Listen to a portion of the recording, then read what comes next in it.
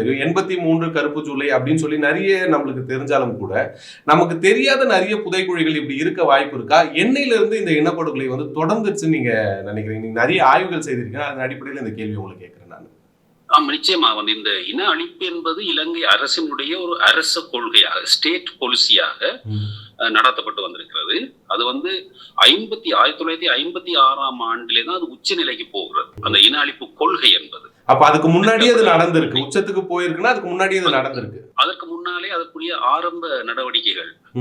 இன அழிப்பு என்பது ஒரு 10 படிநிலைகள்ல வரும். திட்டமிட்டு அதுக்கான அதரிங் என்று சொல்வார்கள். அவர்களை நாங்கள் வேறு, நீங்கள் வேறு, நீங்கள் இங்கே இருக்காது விடுங்கள், உங்களுடைய நாடு இது அல்ல, போய்விடுங்கள், இப்படியான அந்த அதரிங் என்கின்ற கோட்பாடுகள் போடப்பட்டு அதன் தொடர்ச்சியாகத்தான் இன அழிப்பு என்பது கொலை என்கின்ற இடத்துக்கு நகரப்புறப்படும்.